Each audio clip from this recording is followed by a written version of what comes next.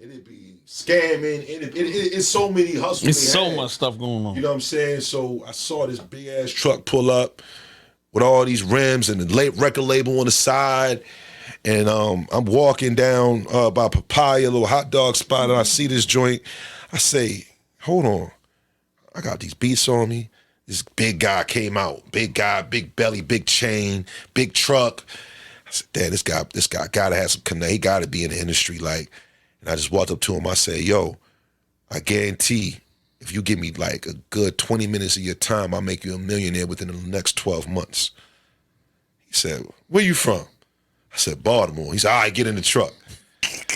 And let me hear what you got. So mind you, at the time, his girl was in the coffee shop getting the tea and the coffee. She didn't know I was in the truck. She come back in the truck like, nigga, where you get this stranger? Why is there a stranger in the truck?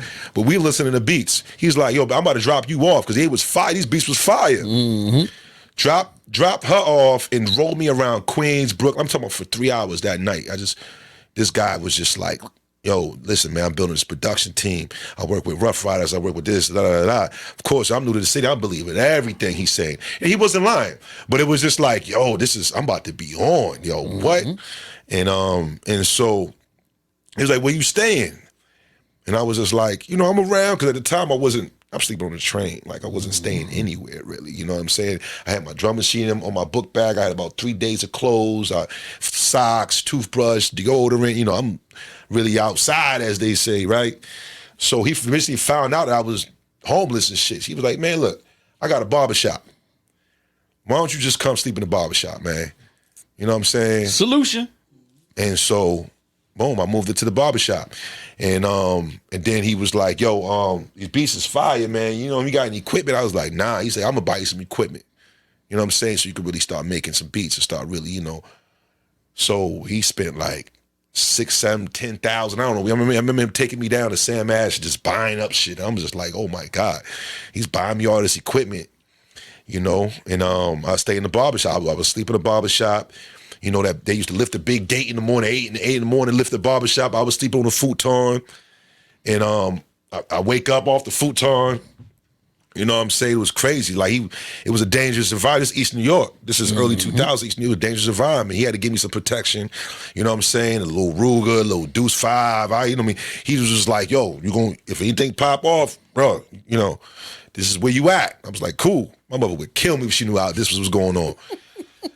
But at the time, I just wanted to get on so bad. You fearless. Because you feel like you right there. Man, 18, you fearless. You don't care what kind of danger you in. I'm like, what? And for you, this is dream come true. I'm in New York. I'm where everything is happening. Bro. Somebody's spending real money. Right. First time I saw that. Yeah. So, boom, he get the equipment. I hook it up. I go back home. I get Imani to like give me some tips and guys say how you hook this up. I'll go back to New York and figure it out. And so yeah, it was the barbershop, but then he had like a little glass display with CDs and DVDs and merch. And behind the glass display was my equipment. And then on the other side of that was the bathroom that I had to pad up. And I turned the bathroom into the booth. So literally when you walk in the bathroom, it'd be pad on the wall. You know what I'm saying? So that was 18. I was 18 and turned the equipment on one day, and I'm making the beats, and they came in there one day, and I'm feeling it, I'm nodding my head. They said, yo, take it out the headphones, let me hear it. It was like, yo, that shit whack as a motherfucker. It was horrible, bro. These beats were not, it was like, yo, this ain't what I heard on the CD. Right. Because mind you, bro, they was my beats on the CD. I thought I was clear. Like, right. But they was like, yo, can you make beats? I said, yeah, because I could. Right. Technically, I knew what you was doing. So you just saying get the sauce shit. Bro, it was just like day after day I would take it out the headphones, they'd be in the barbershop chair. Yo, man, he whack, man. Turn that off, put back on songs. Like, damn. So I was just really just every day trying to impress the guys in the Brooklyn barbershop every day. Turning out that's whack. Oh, fuck. It's whack. And one day they was like, and I saw the things that they were not, and when they didn't tell me to turn it off, I would just try to replicate the formula that would keep the barbershop happy. Right? I would just stick to that. That's real training right there. You know what I'm saying? You in the dojo right now. Yeah. Yo, go ahead. Yeah, I ain't even trying to stop you. Go ahead. Nah, but that's what it was. You know what I'm saying? I would just like, okay, it was like bass lines that would be repetitive, that bad boy sound. That was just like doom, doom, doom, doom, doom, boom, boom, boom, boom, boom. Because I started stripping instruments and taking, my stuff was so musical, had too much music in it, and I was just trying to do too much. And then I noticed as I started stripping away, people started liking it, you know, and I stopped changing the beat up so much. And I'm just like, okay, they liking this. I'm not really feeling it because it's not really showing the fact that I know how to play a keyboard and not showing all my music skills at the time, but it was just like, they like it, cool. And so then he got the BG&E bill. He was like, something got to change. He said, bruh, you know, Kariz, this was before Kariz Marcel name kicked in, it was just Kariz at the time. He said, yo, you gotta sell some beats, you gotta get some studio time, you gotta do something, bro. Get some money in here. I'm like, how the fuck I'm gonna do that? I ain't from here. So I said, all right, bet. I'm gonna go to the print shop. I'm gonna make a flyer on paint shop or whatever it was, Word. Made a flyer, put the logo of the barbershop on there. I called it a studio. I turned the name of the barbershop. It was Headhunt Barbershop. I turned it to Headhunt Studio or something. Made a bunch of flyers, put the phone number on there. I think he might have given me a cell phone at the time, or I used a cell phone or phone at the barbershop, whatever it was. And I went on every train, bro, and I taped it on 1 train, 2 train, A train, C train, and I just posted up on light poles and all of that. The phone started ringing. Yo, you got a studio? You in East New York? I'm like, yeah, so dudes should show up. I throw them in it. Look, imagine like in the middle of the barbershop, dudes getting their hair cut, and they gotta like, somebody knocking on the door to use the bathroom, but he spitting bars. I'm like, yo, you gotta come out, yo, they gotta use the bathroom, you know. But that's where it started. I was just selling, I was doing for $200-300 a song. Right. You know what I'm saying? I got up like $1,200. He came in there one day, was like, yeah, boy, I was like, I'm happy, I got the paper, you know, I'm bummy at the time. And he was just like, I need that. Damn, yo, like, man, he took all the money. I said, damn, yo, okay, that was my first lesson. You know what I'm saying? I'm like, damn, you took all the money, man, like all the money. Like I had nothing. You know what I'm saying? So, yeah, man, that was a movie, and I ended up linking up with You Majesty. You Maj was just an East New York like street, like, you know, just moved different. This guy from Pink Houses, and I met him at Le Bar Bats, one of them random places I tell you I'm trying to sell beats. And this guy, he was into film and TV and artist management. He was working at a BCAT, the TV station. And he was like, yo, man, start coming with me out to these events when I'm filming for the show, for the network. I didn't know what he's talking about, filming for the network. What are you talking about? So I start going out with him, and then one day he was like, yo, you know, bring your beats with you. You know what I'm saying? I'm gonna be with Funkmaster Flex. I'm gonna be with this guy. I'm gonna be with that guy. He would just introduce me to all these different things, but he never let me play my beats. He gave me a video camera. It was like, I need you to film. So it's a lot of shows back there, which I just recently found all these tapes where I'm like, you can see me like carrying this big ass camera running around. And I realized how we was able to get in clubs. Like I would see him negotiating at doors. They wouldn't let him in. I was young at the time. He wouldn't let us in. But he at the door negotiating, and we had like fake passes and whatever, like cameras. And he was like, yo, make sure you got the camera on you. And it's real life. And so that's how we was able to get into these spots. That's why I learned about what I call today the backdoor strategy. You know what I'm saying? Of like how you can get the thing you want by just offering the thing they want, and not even really talking about the thing you really want from them, but like you just giving them what they want.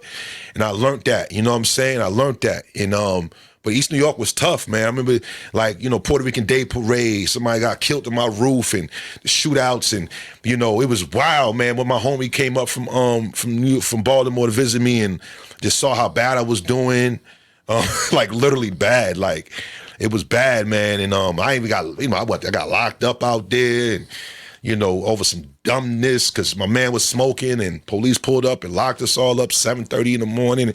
I was mad skinny and wasn't eating, only ate when somebody else ate. Like it was tough, bro. And he was like, man, you gotta come back to Baltimore, bro. I said, nah, yo, I'm close. Yeah. But being out there, you know, just seeing Eve and Rough Riders pull up, and just seeing the big trucks, and seeing just being in what I considered like I'm around the industry. Like I'm learning how to move in these spaces. So by the time I moved back to Baltimore, 2001, 2002, I had a wealth of information that none of my homies had and connections. And it was different. Like I came and got aggressive and I learned how to eliminate the fat and really dominate the city.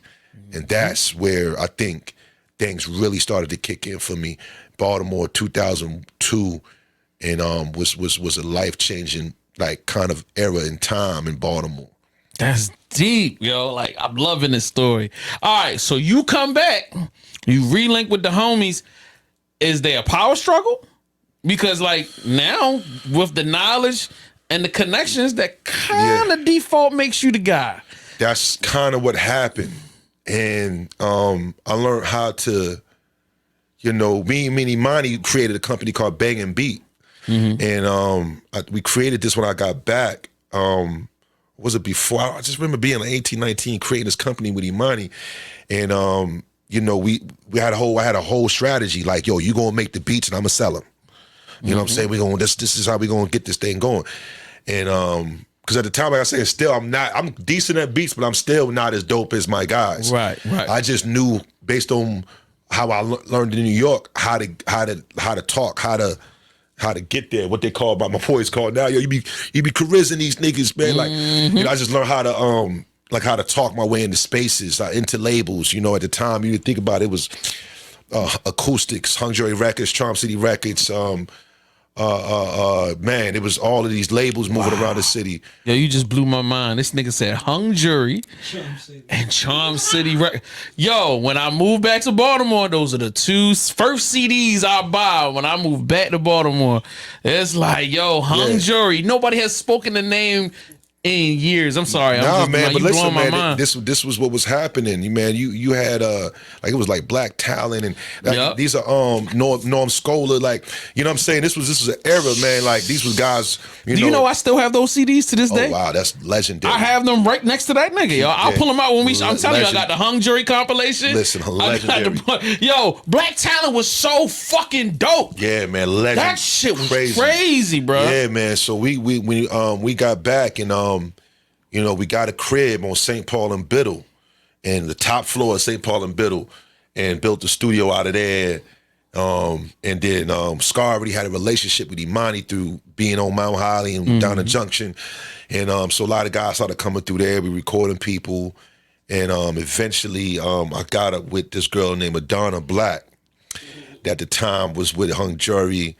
And that's when I got with her, she liked my beats. And I'm like, somebody like my beats? Like, he's like, I'm on. So I'm just like, okay. So, but yeah, I started, really getting busy out here.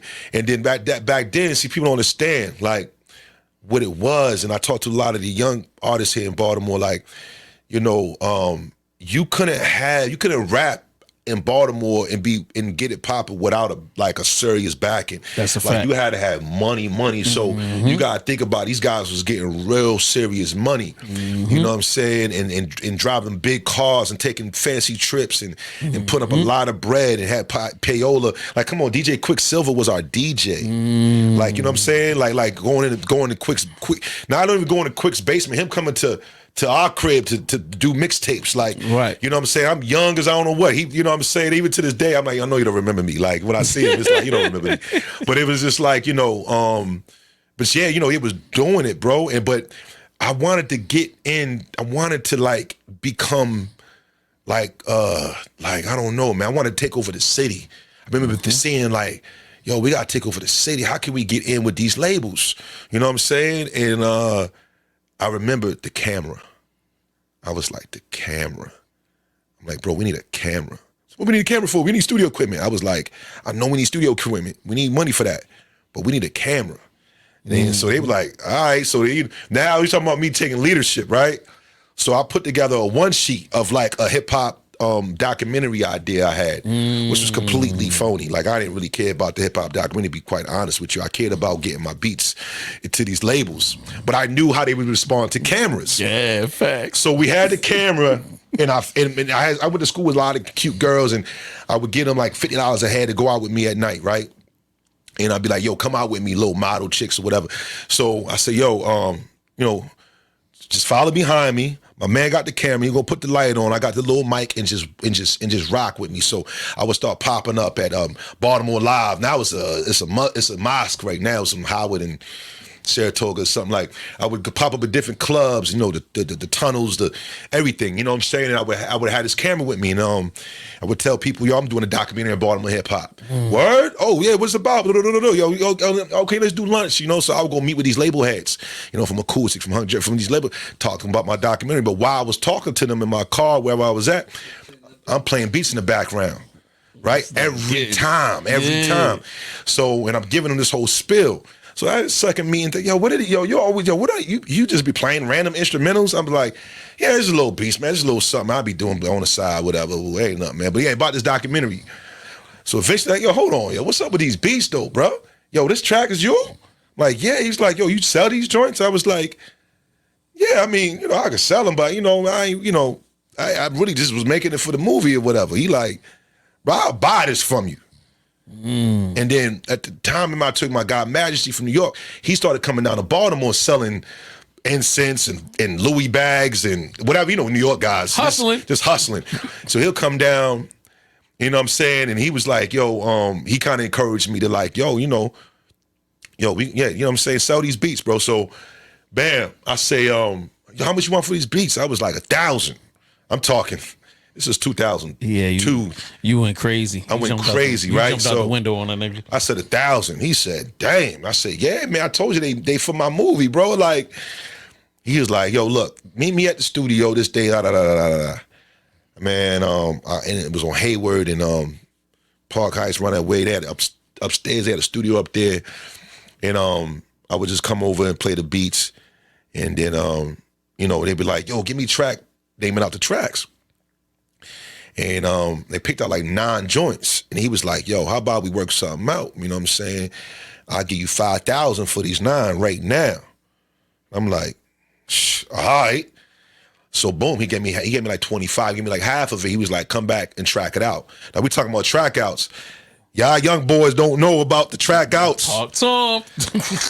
So, you know, this NPCs and all that. So we had to come and track out the beats in the studio, hook up the equipment, bring out the sound modules, track it out so they could have all the tracks, and they would give me the rest of the money, and it was just on from there. You know what I'm saying? In Baltimore, I just thought I learned the formula, and before you know it, everybody forgot about my little fake-ass documentary, and I just started killing it with the beats and buying equipment and just leveling up, you know what I'm saying? And buying cars and jewelry, and, you know, it got to a time where people would come through our studio, and they thought I was selling dope. Like, you know what I'm saying? Like, and then we started working with The Block and Los and Scar, and these guys started coming. Because Scar was already in a relationship, you know what I'm saying? He was already there. And so when he started working with The Block, you know, DJ Who Kid mixtape with The Block was recorded at. I recorded that. Wow. Yeah, so that was done at my spot. A lot of Los's music was done at my spot back then.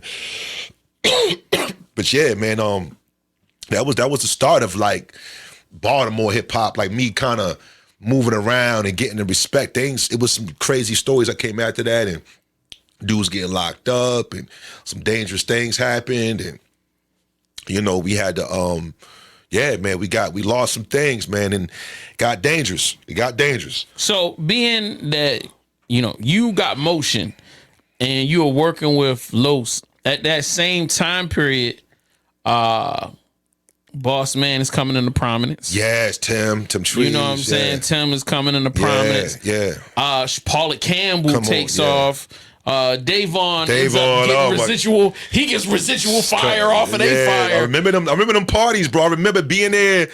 And Scar coming 100,000 deep with the Arabs and Davon and Paula, and I remember these days. Like, it was a beautiful time in Baltimore hip hop, man. Like, crazy. But let's talk about, because I think people don't understand when I'm telling them. I said with Tim, Paula, and Davon, a sound was created.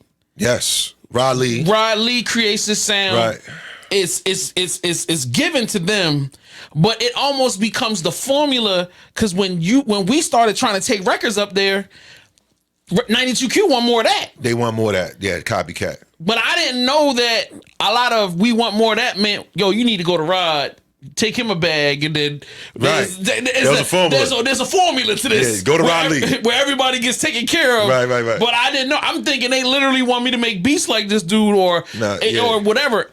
How do you contend with this? Like, how do y'all deal? Or did y'all say? Well, we was getting money. I ain't care. You know what I'm saying? So you understand something like then, like you gotta understand. I'm 20 years old, making thousands of dollars a week from beats in Baltimore. Not having to go back to New York. Not having to like I'm home. But I partied with a hustler's party.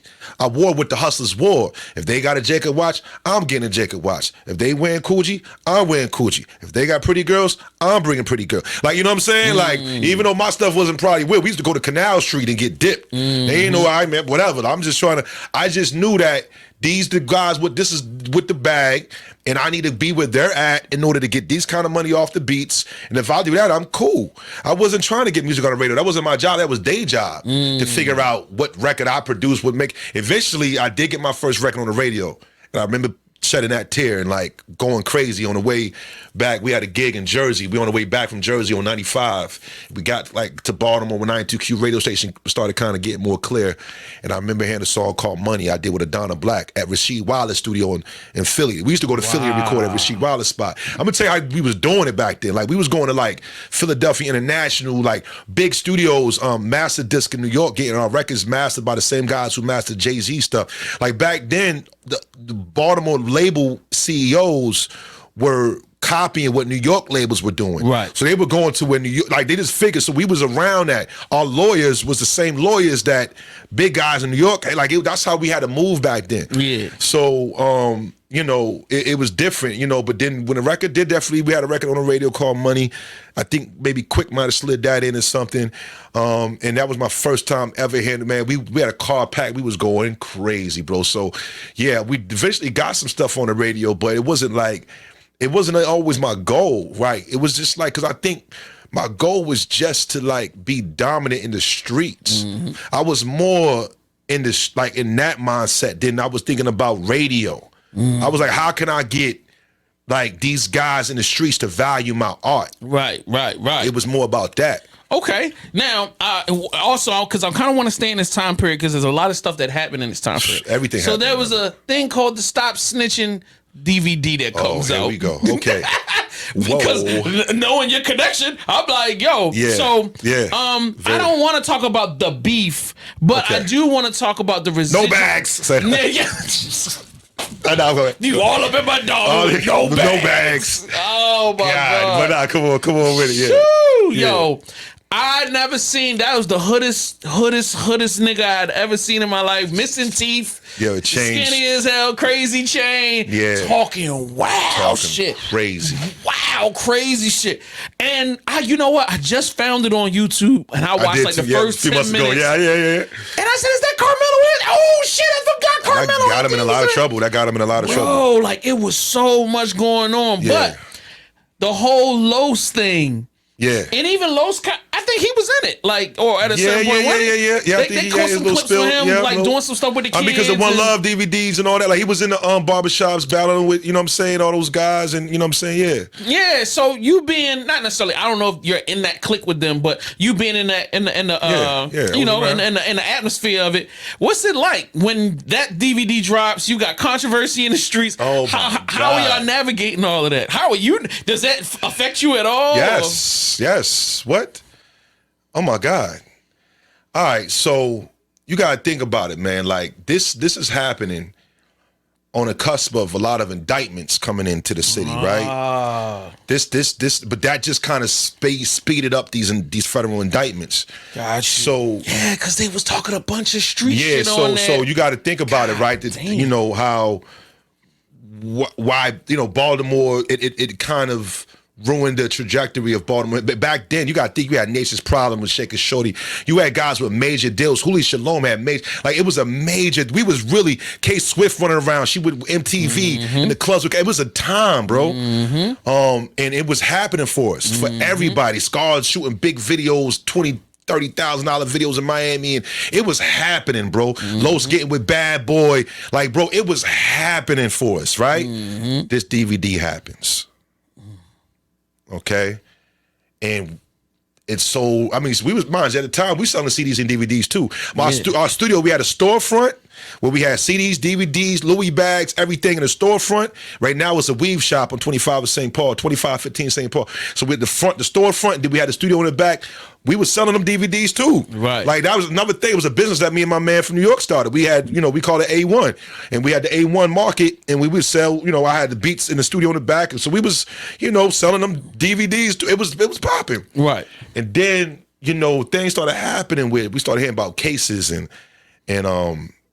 things got scary. Some producers that ended up stopped working at labels, and they would, things got real street like things. That's when the industry and the streets started to kind of intersect.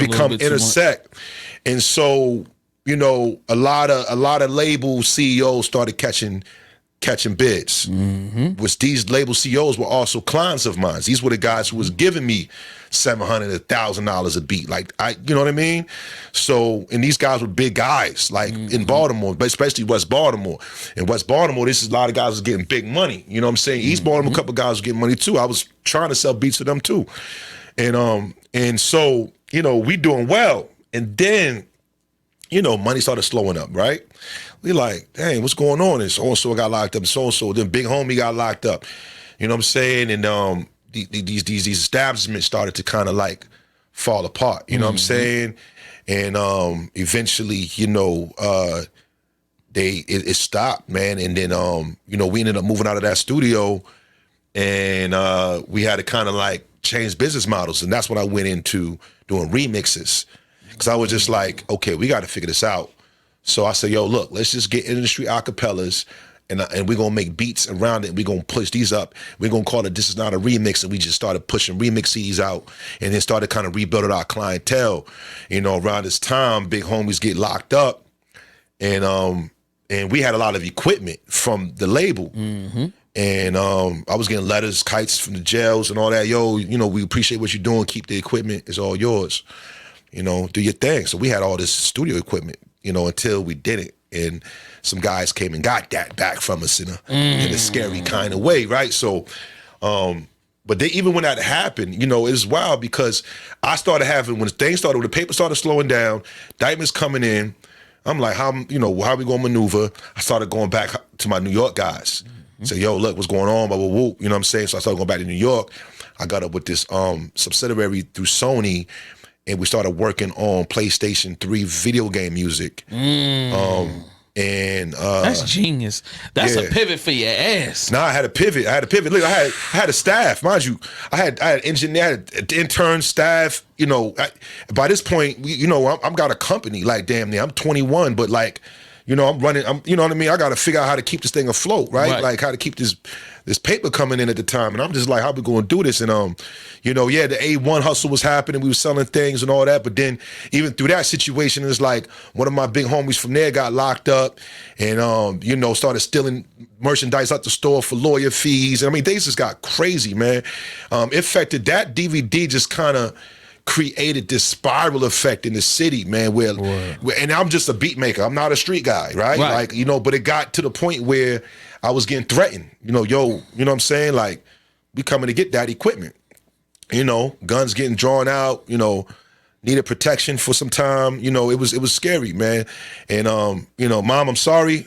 I'm here. I'm still here. I made it. Yeah, facts. But it was I was ready to die for this equipment, like really ready to go to like whatever it comes. And eventually I had to just give it up, because I just got exhausted of like the threats and like getting chased out of clubs, and so it stopped, slowed down. And then I had to speed it back up, and hoping, I was like, damn, I hope the Sony thing didn't even happen. It didn't go all the way through.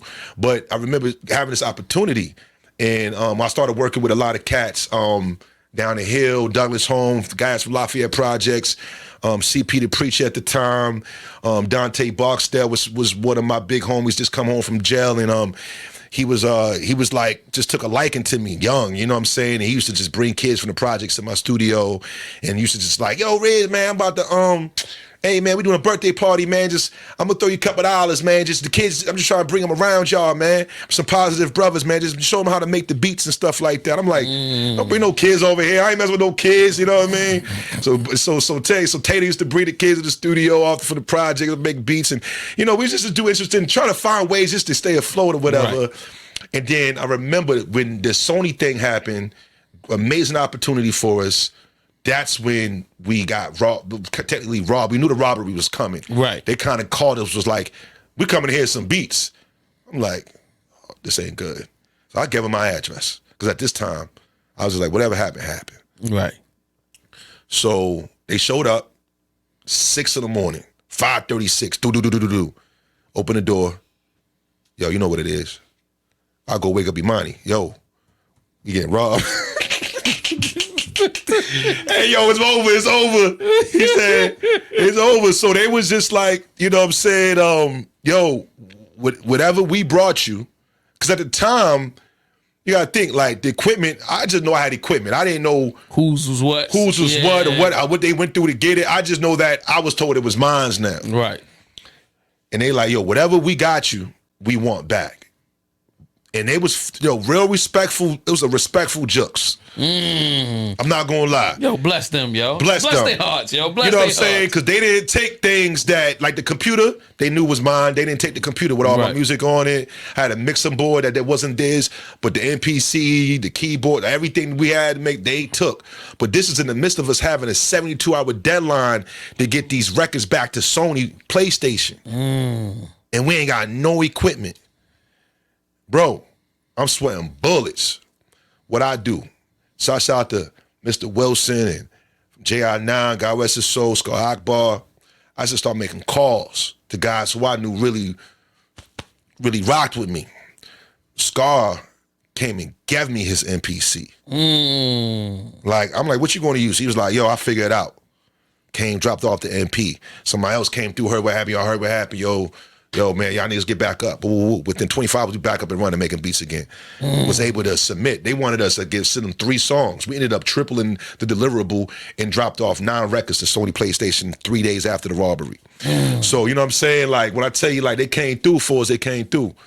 Like, I'm really that. Yo, Baltimore, yo. With more love, nigga. Like, yo, bro, listen, bro. When it come back, yo, you got to, it come back. You know what I mean?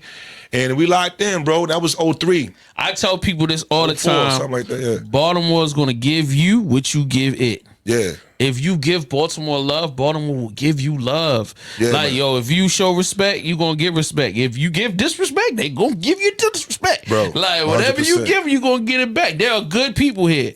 There are traumatized people here. You know what I mean? And some of those good people are traumatized. But as long as you come with an understanding that you got to be patient. You know what I mean? We got to be respectful and we got to be loving. And, like, I've never had to carry a gun. I've lived here, for 10 years I was in Atlanta, but born and raised here, 44 years. I've never had to have a gun, bro. No, I know where I don't need to be at. You know, right. I know where I can be at. You know what I'm saying? I move with respect and I move with love, man. Hey, man, you get what you get, man. You get what you give, man. Always. You know what I'm saying? I love hearing stories like that where man, it's serious the city times, will man. come show you love. I got nothing but stories of homies that down times and up times. Like the homies being there to hold it down for real. No, serious times in Baltimore, but you gotta think how much it costs to make beats, to do a studio. Like, that's why it was almost worth your life, because it was so much that went into it. Now you can download the app on your phone and pull it out. So, you ain't about to body your risk level for the art ain't what it used to be, right? Because of what you had to go through to actually participate in the space was a lot.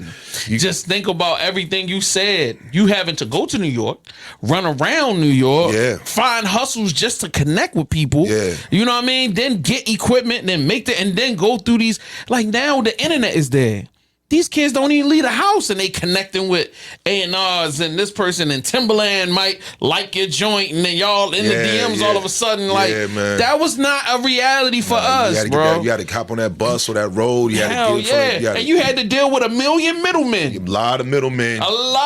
That's charging you all kinds of money for something, and they taking their cut, and nah, it was serious business, man. But I never really got into, like, even then I wasn't really in the industry. I was in Baltimore industry, you know what I mean? Right. I didn't really get in the industry till later, like in the game until way later on. Word. But it was just like then I was so straight. I'm just like, this Baltimore, I'm good. Like, I was record companies. I was, even out in the county, had Reveille Records, and they had was a restaurant called Simone's, and that guy that owned that brought a bunch of beats from us. Like, we was just like, we was really attracting like those guys, bro. You know what I'm saying? And that's what it was, man. The smart thing, I think you were saying, you did the right thing. Dressed like success.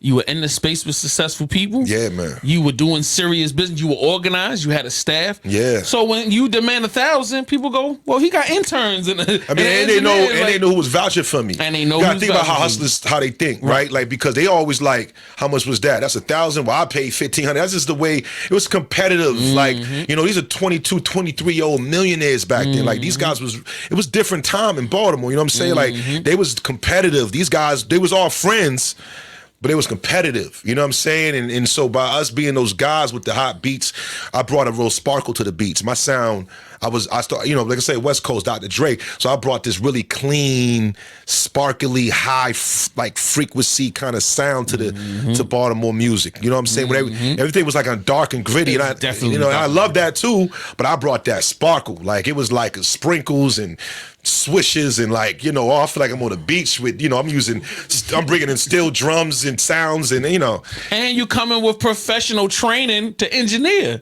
Yeah, you're right. I knew a little bit. I was so nice. You know how to record. You know how to record. I got Pro Tools in 2002. That's different, especially in that time period, because a lot of stuff was rugged. Man, that Charm City compilation, the mixes were rugged.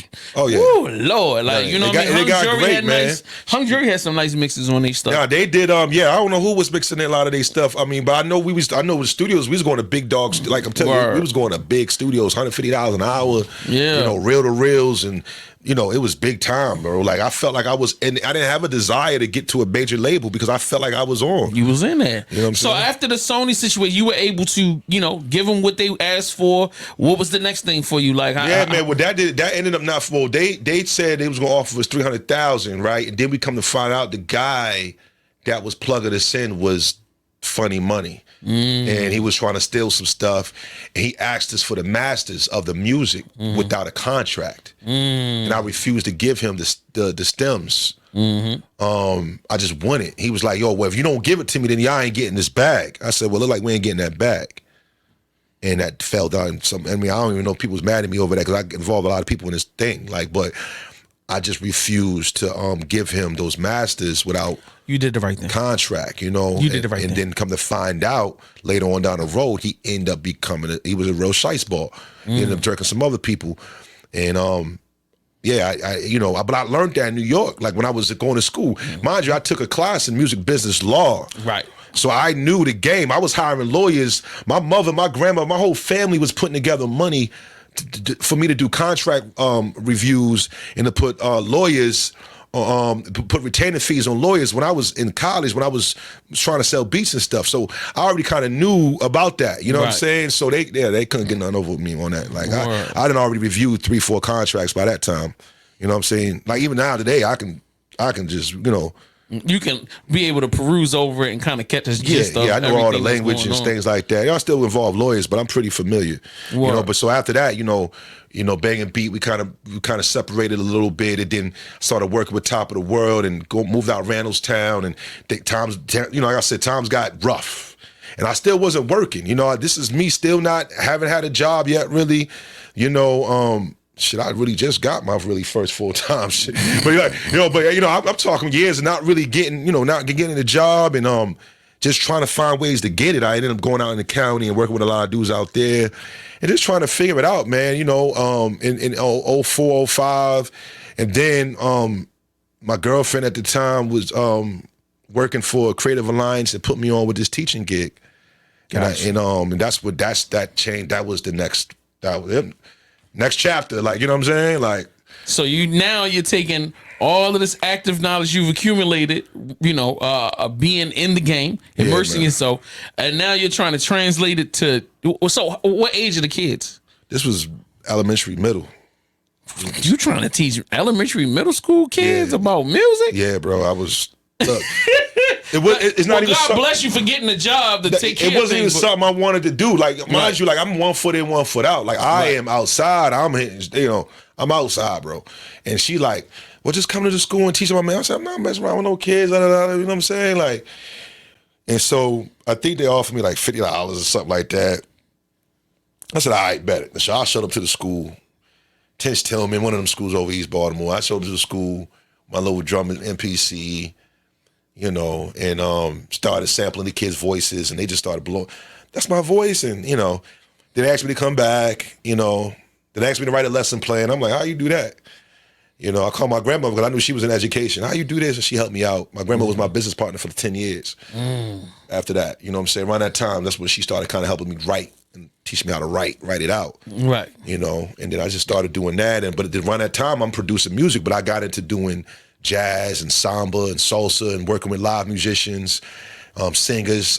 This guy named Che Ray, amazing singer at the time, rivaled Raheem Devon. He was, he was solid artist. And so at the time I started kind of not doing hip hop and started going into. I wanted to record real drums, and it was really came through the girl I was dating. She was super cultured. Right. Like, she had a lot of older friends that was like 20, 30 years older than her, and so they was like, coming to the house and playing instruments and singing, and I'm like, let me record that. And so that's when like the cultural dynamic of what we were doing started to I started building that out. You know what I'm saying? But getting into the schools and working with kids and it was before I even had my own program. I didn't even know what a program was. You know what I'm saying? It was just like, I'm going to go ahead and just teach these kids. And then, so that was 05, 06, man. And it was kind of a blur. You know what I'm saying? Like, I was offered. One summer, she was like, yo, do you have the capacity to work with like several schools, but at the time y'all like, yeah, but I'm still wanting to be in the music industry. Mm-hmm. So I was just like, damn, I don't want this to pull me away from getting on. Right. I'm like, man, I'm trying to be in the studio. I don't want to be out here, whoop, whoop, whoop, you know what I'm saying? And then, my and then like so I went into that space. And then that's what I started teaching, from 07, 08, and I started getting into schools. And in 2010 or so, I get a call. Mind you, I'm still footing. I want the industry. I want in. Kanye. I was like, I want to be Kanye. I want to get into this space still. So I'm still kind of with the schools, but not all the way committed. And my man called me. He like, yo. From the film company, from the network. Remember my homie from the network? He called me up and said, yo, I got this job with this label and I'm following around this rapper right now. We about to come to DC, but we need a car to transport the camera crew. I ain't had no car. But he was like, yo, can you meet us out there and pick us up from the station and drive the crew around? Call my mother, can I borrow a car? Yeah. I get to the DC and pull up, I meet this artist named Nipsey Hussle. And then that was 2010. That changed. That was the next trajectory. It was just like, so now running around with Nip, you know what I'm saying? And at a young age, you know what I'm saying? I got pictures, you know what I'm saying? Sometimes I post it around his birthday every year, whatever. I might have posted pictures with me and Nip, young, bare face, and hanging out in the studio and all of that. But I met Nip, and that's what I learned, that like my first time seeing somebody not care about a major label. And I'm just now at this point just making beats for him. Right. Like all I want to do is give Nip beats. I'm just like, I got beats for days that say Slauson 1, Slauson 2. It's crazy. I got like, the email at the time was beatsfornip@gmail. I just looked at my emails when he passed, bro. It was tough. It was tough. It was a dark. Oh my God. I cried. I was a mess. So yeah, I had a few moments with him, and he was teaching me analytics and SEO, and remember him hanging out in a hotel and showing me the back of his analytics and Spotify. I know nothing about this. So now I'm learning independent music business, like how he's moving around. And we was going gig, I'm just the cameraman and and he was hanging out with a guy that was doing a lot of his hooks at the time named June Summers. I'm gonna tell you what's so crazy. Remember I told you I went back to Rochester, New York to live in 9th grade. So this guy named June Summers is singing all Nipsey Hussle's hooks, happened to be the brother of a girl that I was in 9th grade with. Random, bro. So we talking about, you from right, we in the studio in New York. And I remember there was a Beyonce and Idris Elba had a movie out at this time. Across the street, it was like a premiere. Right. And I remember seeing Beyonce and nobody believing us because our phone died and we couldn't take no pictures. We get back to the studio talking and everything. Like, you saw Beyonce? Woo, woo, woo. Talking to June, he's talking from Rochester. Boom, and that connection happened. Like, oh, snap. So, eventually, things started, me and Nip, was like, started was able to call me. Right. But I was like, damn, when he really gonna want my beats? Like, you know what I'm saying? Like, his homies want my beats, but and then he was on tour with Game and all them, and I got a call. My man was on the tour bus. He said, yo, hold on, Nick, want to talk to you. He said, hey, cuz, hey, man, this your CD? Man, I just put in a CD. Man, look, bro, we want track 7, 10. He just throwing off numbers. Mind you, I'm in a Porter session. At the time, I was doing Porter sessions, going to people's houses, recording them and all of that. Right. I'm at one of my people's crib at a Porter session, and I'm like, I stopped the whole set. Yo, hold on. I'm on the phone writing down the numbers to the CD. I'm like, oh my God, this is about to go crazy. So I just started sending him tracks. He started rapping. I don't think nothing ever even came out. But the relationships was there, man. It was a dope experience, man, during those times that I went to LA, fuck with No Money In, All Money Out, I think was the name of the. What's All Money In? All Money In, yeah. He had an artist there back then named Young Brody, and went locked in with him for a couple of days out of LA in 2010 and all of that.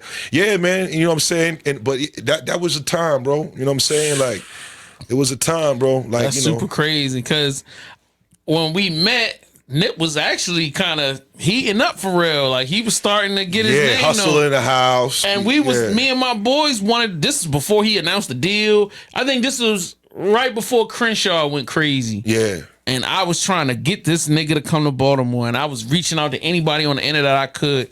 And if I had known you had known this nigga, I'd have hit you like, yo. But I kept it to myself, though. Like, you guys, nigga. during this time, I'm living out in the county. I'm a cable contractor doing cable work. I'm out the way. I'm out the way. Yeah. And it was like, I remember that night, man. That night we was filming, and I think the second night we was filming, and this is when I realized it was different.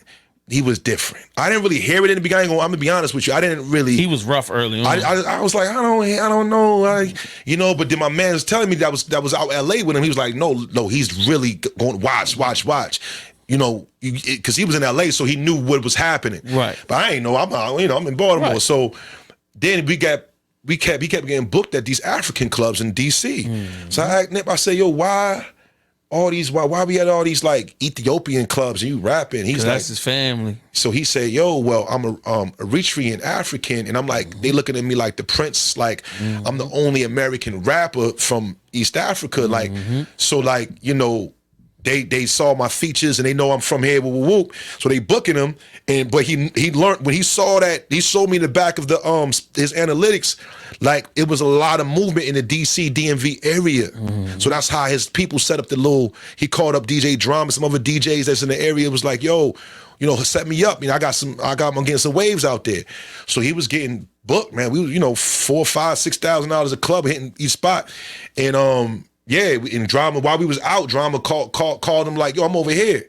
We pulled up, Drama, we right there. So we get to the club, it was crazy.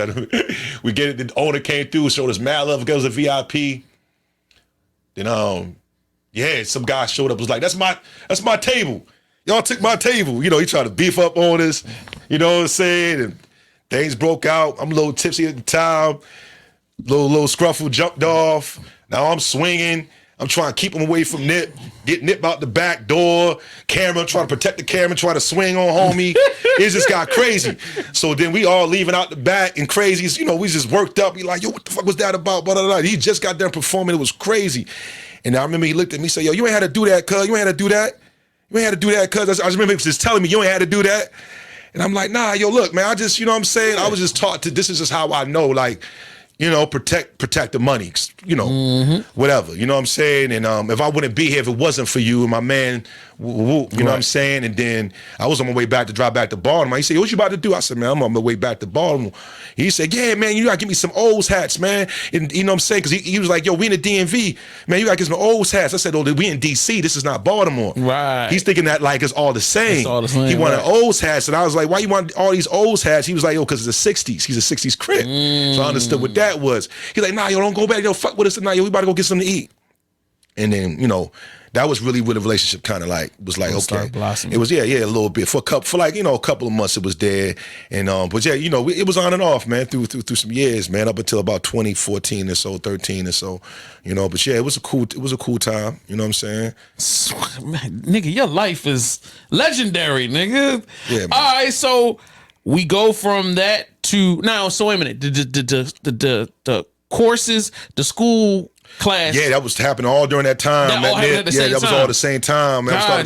Yeah, because when they called me about teaching in more schools, mind you, I'm a cable contractor, but I remember going to schools in my cable uniform, like with the beat machine, with the studio in my cable truck, popping up at schools, like double dipping, going crazy, like, you know what I'm saying? I was always like real like motivated by purpose and like getting to it, like, you know what I'm saying? Like, yeah, I was on it, man. I just wanted as much money as possible. Like I really just like, it was a time where I was just like, yo, I just fell to the bottom so much that I just always was trying to like, man, I got to get back up. I got to get back up. You know, I got to get out. And but also it started really enjoying being in schools. I was like, yo, this is dope. Like I get to make all this music and get paid like a job, and I'm still making beats just with kids. And so They offered me a couple more contracts, and that's when I was like, yo, I gotta come up with a company. And I came up with the name Kariz Kids Youth Enrichment Services, you know, and that was 2009. I love that name, yo. That's a fire name. Yeah, it's Kariz Kids. And that Kariz Kids. The company ran for 10 years, man, up in 2009, 2008 to 2018 or so. Yeah, I ran that up. Like, we did great. I hired a lot of people and wrote curriculum and sold it to a lot of different organizations and schools up and down the East Coast, and that became my profession for a long time. You know, it was still is kind of, I'm doing it, you know, at different levels now. But yeah, that was where I found my niche per se. Like I said, damn, nobody else is doing this. Yeah, because I was gonna ask, how is there a connection between the Beats Not Bullets and what you was doing, or is that just an evolution of it? Yeah, well, so that was a client of mine. So at the time, Damon Blue reached out to Ogun and said he wanted to do something for the community. Blue just had his name, Beats Not Bullets. He didn't really know what it was. He's like, yo, it's gonna be called Beats Not Bullets. So, and then rest in soul, big old H from Brownfish. Had to Save a Dope Boy movement, bunch of movements, incredible brother. He told Ogun, yo, if you want to do a program in the schools, you gotta have the Kariz. Yo, been doing that shit. So he came to me. It was like, yo, can you put together the program and the curriculum for me? And I gave him a proposal, you know what I'm saying? And this is now me, my first client, with me doing it for somebody else. This is when I realized, I can get hired to do this for all kinds of people. You know what I'm saying? So he was like, yeah, just put together the program for me. So I put together the whole curriculum, wrote out the program. You know, by this time, I had a program that was already running in Rochester called YIP, Young Internship Program. And so what I did was just kind of took that curriculum that I did out there, and I moved it over to Beats Not Bullets. And I kind of, you know, after talking to Blue and Kev, and they kind of started giving me what they wanted the results to be of the program, where they wanted these kids to be at the end. So I kind of reverse engineered that, and I wrote the curriculum for Beats Not Bullets and put together that whole program. Still running to this day. Still running to this day. All right. And then they just made the announcement at the big top of the year that they just got distribution with Empire. Absolutely. So yeah. So that evolved. So now check it out. When I started to go and do my own thing, and I gave him, man, he's a different kind of guy. He really took what I did and turned it into something amazing.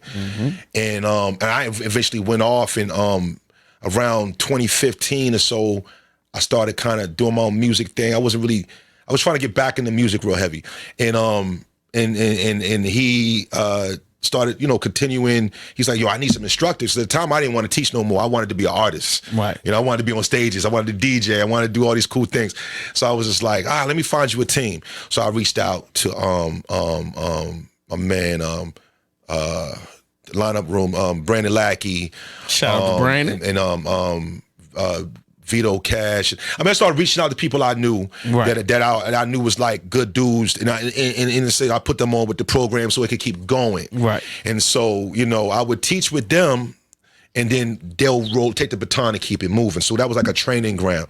And then, so they kept moving. So then eventually, about a year or two ago, he came back to me, was like, yo, I want to do a jail program, and I know you've done this before. You know what I'm saying? Now, mind you, I had a program in D.C. Youth jail called Beat, building the rich adjudicated teens, where we was working with kids in the youth prison system in the D.C. area for 10 years on Saturday mornings. And he knew, and I was like, I could put this together for you, man. So he said, yo, can you come teach it? And I'm like, all right, man. So this dude was like persistent, bro. Like, yo, just come. Goon won't give up. Oh my God. So eventually I was like, all right, yo, come on, yo. So he took me to the jails. And at this point, I think I had to be a teacher and do all this stuff. Man, all I had to do was pretty much record and be there as a voice of inspiration. Word. And but he was the guy. He went in there and he taught the program. He had a whole concept. He got together with Ron and they put together this whole thing. And I was just kind of there to help them get that off the ground. And then he figured out the job placement program that I could combine it with Beats Not Bullets. And when guys come home from jail, he helped them get work. They get a couple hours of free studio time, and then they record songs. And then but then it's like eventually, they brought, they was already dealing with Empire through the relationships they had through, like, I think Tech and some other people or whatever. Right. And then and so I guess, they ended up pitching the concept to Empire. They loved it and loved some of the artists that we was working with from the jail that came home that now started working with Naj and Kev. And then and got greenlit, you know what I'm saying? On the cusp of me also getting the Rock Nation endorsement through my program in New York within like months before that. So it was just like, this is all within the last year. So, but it was just like, yo, this is kind of crazy. You know what I'm saying? So y'all them new niggas, yo. Look, it's you've happening. gone through this long journey to now become the epicenter of the game. It's just from the educational perspective. You know what I'm saying? I design programs for rappers. You know what I'm saying? Like a year and some change ago, it was wild. I get a call. My lawyer called me up, and shout out to JB. Called me up and was like, yo, man, this rapper guy, man, out of Queens wants to do a financial literacy program in New York schools. This was like a year, some change ago. He's like, man, it sounds like exactly what you've done already. So I'm gonna just, y'all talk. Let me see his number. This is right. There's a guy named Graf out of Queens, New York. It was so crazy. Loving hip hop. You know what I'm saying? Yeah, he's a hip hop legend. So I remember back in the day when he was with like Black Hand Records and all that, and I remember even it was a time 2004 or 5. He don't remember this. I used to catch train bus. I called a number on the back of his CD, and in that Dipset era and all that, even before that. And I remember going in Queens and meeting him and trying to sell him my beats and stuff. And he was just like that guy, Tim, the mixtapes, and just legendary, really highly respected in New York. And then so we got up and started talking, and he had a great idea. And I said, I normally would just like, just make him a client, just kind of like, here's my services, pay me this and I'll develop the program for you. But I saw his commitment to the youth and like how he was really about really wanting to get into the schools in New York. So we started a business together, and a program together called Music Therapy, and we've started rocking. And I've been up there doing that program with him for about a year now. And then he called me one day, was like, yo, Rock Nation want in, little whoop. So, then they started to like supporting us from a branding perspective and giving us clothes and things like that to give the kids. And, so we're going to see what our relationship goes. And, a lot of other schools in New York is asking about the program. And so, that's happening now. Beats Not Bullets is still happening. I'm always there for them. That's the homies. And that's, day ones, and program design has become like my thing, you know what I mean? And really finding a way to like turn anything to programs. I just wrote a podcast curriculum for LifeBridge Health. Pete, I've been asked 4 or 5 times to like, yo, why don't you develop a curriculum? And I'm like, I don't. Well, it got to make sense. You know what I'm saying? It's like if somebody's coming to you, it's like, oh, we got this bag for you. We got this opportunity for you. See, they haven't we got presented the bag. People keep saying they got to present. It's more about that. It's like, even when Beats Not Bullets started, they actually had funding. You know what I'm saying? Right. So it was just like, it was that part. You know, I know how to get funding too. You know what I'm saying? I've got funding before as well. But it was just like, my skill set really came into program design, and then you know, and so that's where my strong suit came into play. And so almost a year now, I've been working with Lightbridge and doing designer programs for them. You know, which is a violence interruption program through podcasting with the kids, and we started out. I got that running out there in Park Heights under them. So, and I love that. But man. that's happening now. And you know, and through all of this, you know, we opened up. Me and my wife, B Fly, opened up Blackwater House Studio downtown. It's a beautiful space. Thank you. You killed it throughout the pandemic. I opened up some spaces in there. You know, doing events. You know, man, me and her shot a movie together. You know, we got married in the movie. And sold out the movie theater. You know. It's crazy, like, you know what I'm saying? I ain't get no invite. Let me check my email. I don't know. That was July 7th. Did the invite come with that? Brandon, they sent you an invite? It was a massive thing. Yeah, man, Oh, 2019. Man. You know, we did a movie, and then and then the movie was the marriage, and then we started the business. The same team of people, the videographers and the director, everybody who we worked with in the movie, put us into a space of like, oh, we could do film now, because I scored it and everything, and that kind of led me to like, you know, Blackwater House, and I'm also worked with the U.S. State Department in 2019. A lot of things happened that year. U.S.-Cuba Artist Exchange. So mind you, like the program and stuff, I got sent to Cuba for a week. What was that experience like? Yeah, bro. Amazing. Outside of getting locked up upon entry. Yo, do you ever notice how none of your stories are regular? They always got something crazy, like bro. No, Cuba was crazy. You know, I got picked up from this agency. How did that even? I'm trying to think, man. It's just sounds wow. Yeah, so. Look, I told you, like in 2015, I started doing my music thing again, but it wasn't normal. I didn't want to do hip hop. I watched this Fela Kuti documentary and learned a lot about African music and Afro beats, and then to be honest with you, a lot of the street environments, the things that I went through within the streets, it just was a turnoff to me. I stopped doing the trap, and I just wanted to attract a different frequency of people in my life in general.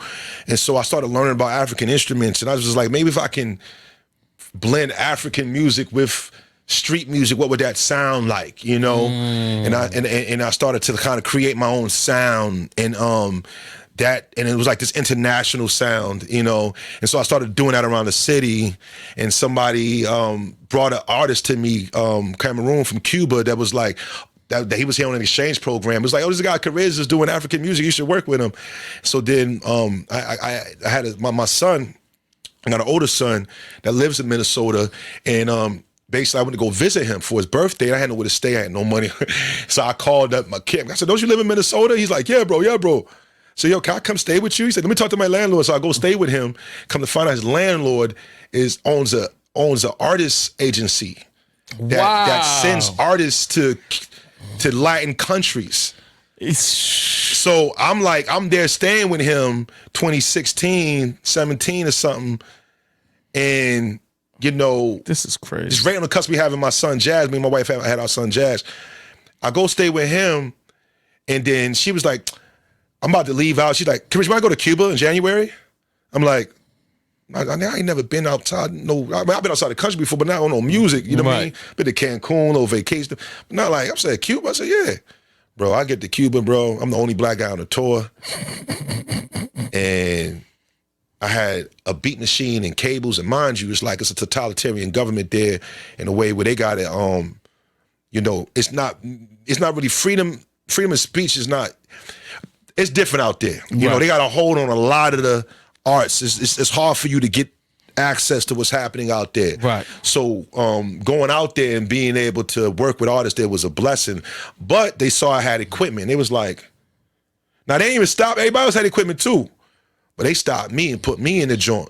They got me in the cell, locked up in the thing for like 3, 4, 5 hours, questioning me and all of that. Like whole time, the agent, she looking at me like, I'm so sorry. She, saw my skin like, you black. And so they ended up releasing me, but I had to sign this document basically saying if I don't come back with that drum machine, which was the MPC studio, if I don't come back with that, then I go straight to jail. I couldn't leave it in Cuba. So I had to bring it back, But I did programs out there. I worked with the community. I taught MPC classes. Ended up meeting with this guy out there named El Negro Wadpro, and he is an incredible producer. Ended up bringing me back to Cuba, hired me to produce, to help him mix and produce a project out there. You just didn't bring that MPC. Yeah, what? Actually, no. I didn't go back to Cuba. He flew me out to Mexico City, and I went out there and I produced Safer? out there. It's safer, but I got pulled up. I got apprehended by the police there. You had another run-in. You know what I'm saying? Yeah, I did. I did. Just walking. I'm not traveling with you nowhere. Yeah, it was crazy, bro. But you know what I'm saying?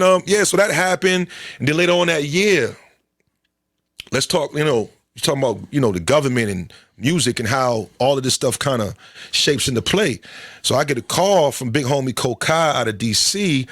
I was already working with the Grammy Academy, doing some things with the chapter with Von Vargas. Shouts out to all those guys in the DC chapter. And I get a call like, yo, you should apply for this program, Riz. I'm like, it's a U.S. State Department called One Beat. Bro, it's like 4,500 applicants around the world. I'm like, whatever. So I apply. I get in this joint. They only picked 25 of the 4,500. Wow. Yeah, it's like the most brilliant, musicians, social innovators, socially impactful creatives around the world. Bro, then I'm out there, I'm on tour with 24 other people, live with these people for a month from all around the world.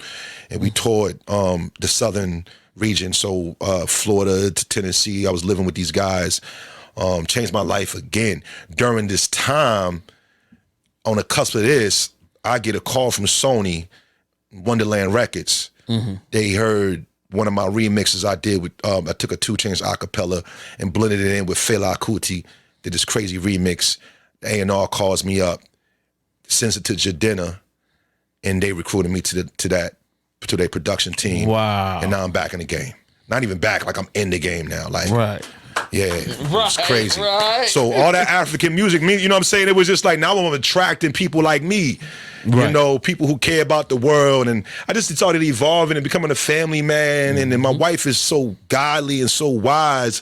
It was just a lot of energy that I had to change my, what I was into, you know what I'm saying? Because she was just righteous, like super righteous, you know what I'm saying?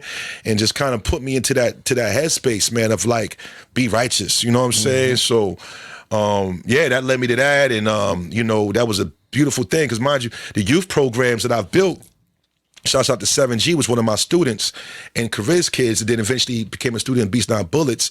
We co-produced Jadena's single, me and one of my students from the program. So now I have data showing that my program can get kids major placements. Right. So I open up that portal. Shouts out to T-Row Price, because at the time, I didn't want to have kids coming to my house, and it was taking money out my, I had to stop doing sessions. So I went to T-Row. I was like, yo, can y'all throw me some bread so I can bring kids to my studio and show them the work under me as a producer for the first time. Right. Not going into the schools, but and so they threw me some bread. So I was able to shut my studio down for a month.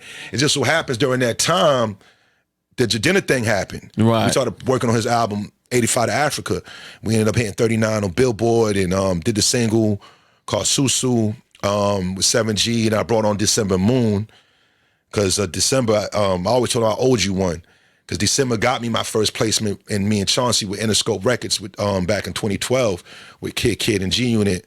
We did a record for them called New Orleans, and I remember that placement that December made that thing happen. I said, bro, if I ever get an opportunity, I'm bringing you back on. So when the Sony thing happened, I brought December back on. That's love. You know what I'm saying? And then That's now he was able to work on the album as well. And we was able to just celebrate that win together, did some tour dates. Then COVID happened and kind of ruined the trajectory of what was going on with that record. But yeah, man, it's what it is. You know what I'm saying? You have an exciting life, bruh. You got a movie life, yo. You definitely need to go ahead and put that script together and shoot your life story. Yeah, man. Now, you know, I'm gonna start with, you know, I've been starting to write, you know, started looking at some books, you know, outside of that, just trying to figure, a lot of people coming to me like wanting to start their own programs. How did you do it? How did you sell this thing to schools? How did you, you know, because I looked up one day, bro, and I looked at all my invoices and my contracts from all these programs, and I did over $500,000 in sales through youth programming and services. God bless. I said, whoa, I didn't know that because, you know, it's compiled around like 9 or 8 years of, but you know what I'm saying? And I'm paying payroll, I'm paying myself. I'm not rich, but I'm just like, when I recently found all this stuff, like last year, I found all my paperwork, I said, yo, hold on.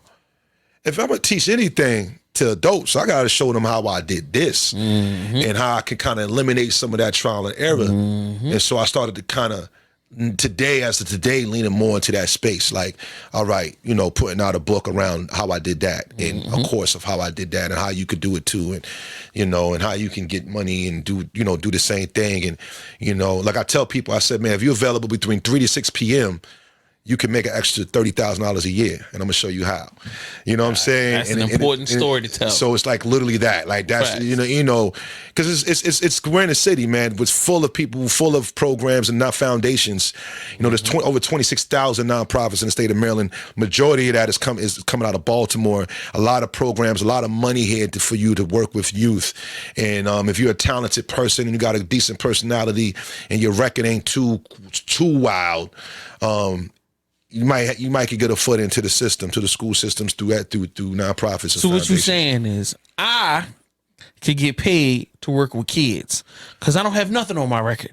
Oh my! I mean, listen. Look. Even if you got stuff on your record, you can still do it. It just depends the charge. It's just like the charge, right? Like that's the fact. They do got some kind of guidelines here and there, but yeah, 100%, man. You know, if you got access, if you got a foundation to somebody that's like, yo.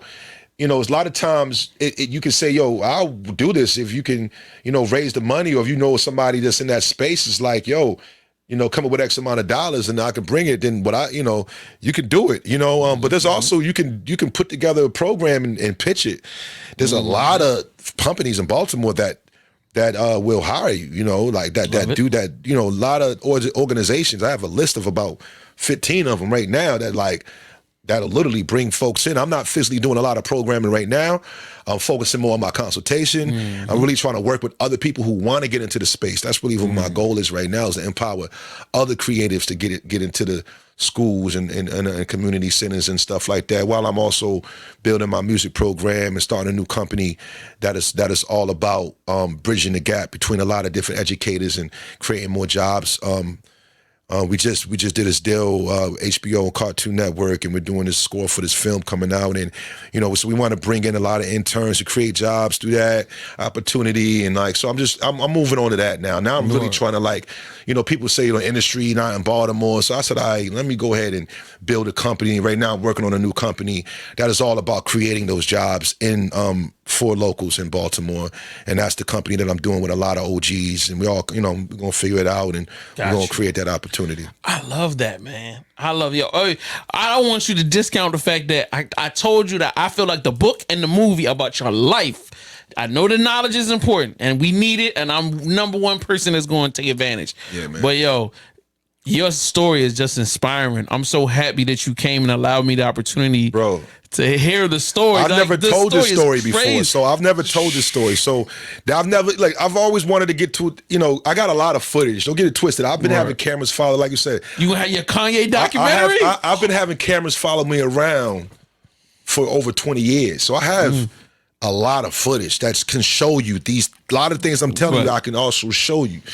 And I have the footage, and it's just one day it's going to make sense. You know what I'm saying? As far as right now, it's like, all right, I'm writing a children's book with me and Graf, writing a children's book right now. And I'm putting a little bit of my life in there, putting a little bit of his life in there. Yeah, you know, it's going to come out eventually, you know.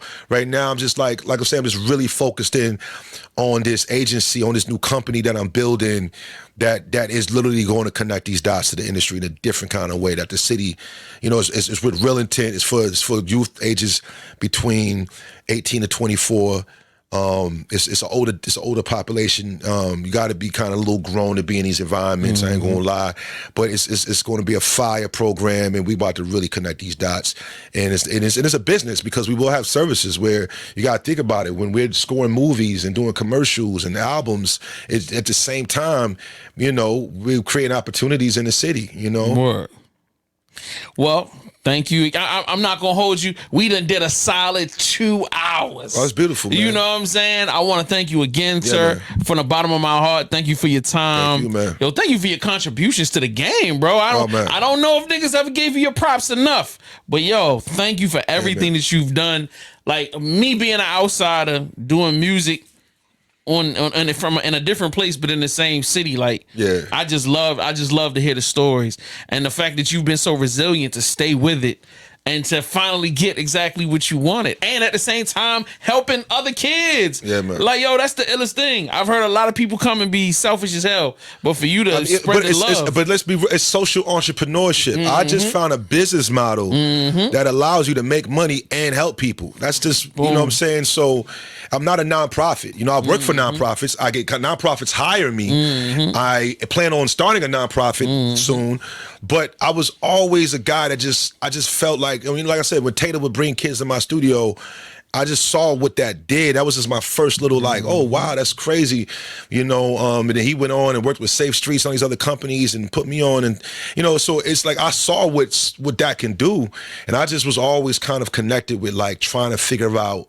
a fruitful business that would do well financially and create opportunity. I think I just figured out how to do that, like within the last couple of months, really. Like, I just figured out the model that will work for the city. Not for the city, but for the world. So we're going to see what it do. But you're not the only person that was faced with opportunity to do something with the kids, but have been asked to come to a school and the person said, nah, man, that ain't what I do. You know what I mean? I'm this. Even for you to humble yourself and say, yo, all right, I'm gonna put the chase for the industry down for right now. Yeah, that was dark. That hurt my soul, bro. Because mind you, like, in this last thing, like, oh my God, I remember I was supposed to meet Johnny Shipes, which was, at the time, Cinematic Music Group. Right. I mean, I remember I had to teach a class the next day in Baltimore, and the last bus left New York at 2-something in the morning. I'm waiting for Shipes, and by like 1, he ain't show up, and I'm like, damn, man, so I left, and while I'm getting on the bus, I get a call like, yo, Shipes here looking for you. I never got a chance to connect with him, and so that messed with me for so many years, up until the point that I got in with the Sony thing and Jadena and all of that. I was mad at myself for like, just like, wow. I'm doing this stuff with the kids. Is this really, like, how's this going to help that? But eventually, it was my programs that I did with the youth that made Jadena want to work with us. I said, wow, it kind of came full circle. I would have never thought. And then I found out Jadena was a teacher, worked in schools, and did the same thing. And I was just like, God has a plan. We don't know. We don't know. Just follow the job that the man give you. Excuse me, that the deity give you. Man, woman, doesn't matter. Yeah. And everything will come in his own blessed time, brother.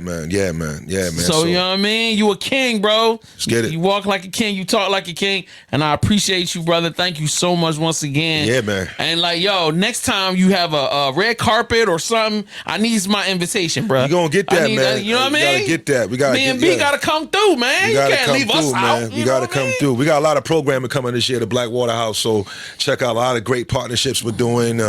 We're stepping the game up in there this year, so it's a beautiful place to be, man, and we excited about that. Gorgeous up in there, man. That kind of like, it's almost like a cafe. Yeah, it got this vibe to it, yo. It's like it's like a little event space / it could be a restaurant / and it's like up in the sky, like, yo, you get the cityscape is out the window.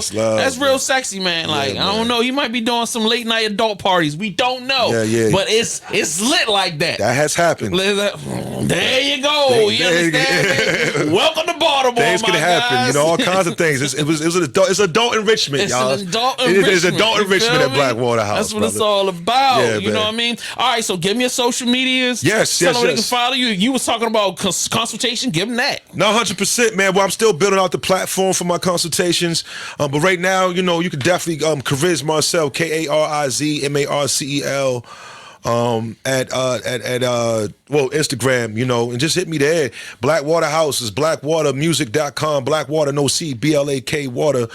Music.com is if you want to book the event space, check it out.